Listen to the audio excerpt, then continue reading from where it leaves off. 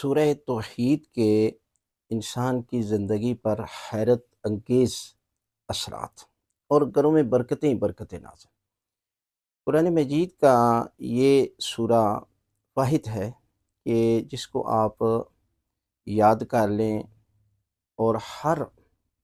واجب نماز میں سورہ الحمد کے بعد پہلی اور دوسری رکعت میں سورہ توحید کی تلاوت کر سکتے ہیں۔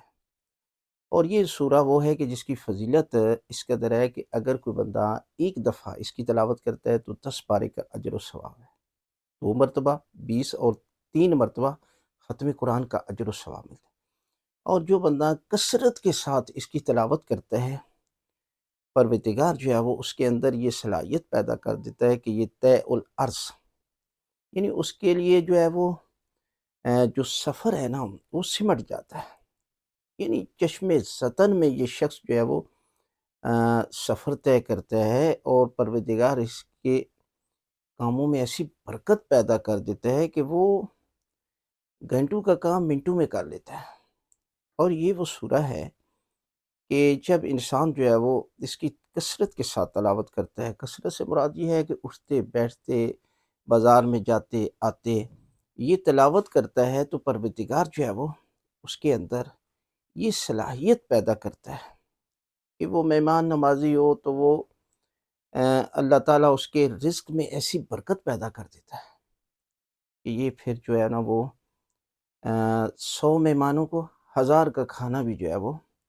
پورا ہو جاتا ہے۔ یہ برکتیں ہوتی ہیں، سورہ توحید کی خود ایک برکت ہے،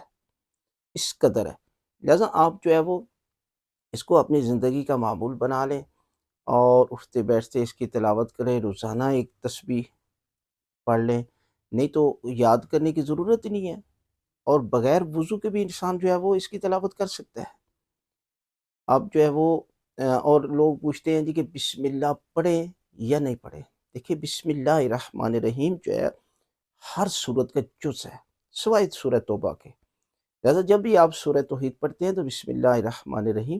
ساتھ ضرور پڑھا کریں، اس لیے کہ یہ بسم اللہ الرحمن الرحیم ہر صورت کا جز ہے اور پروردگار اس کے ذریعے اس قدر برکتیں نازل کرے گا۔ 70,000 فرشتے جب آپ اس دنیا سے جائیں گے تو آپ کے جنازے میں شریک ہوں گے، لہذا سورہ توحید کو خود بھی اور اپنے بچوں کو اس کی تعلیم دیں تاکہ وہ کثرت کے ساتھ اس کی تلاوت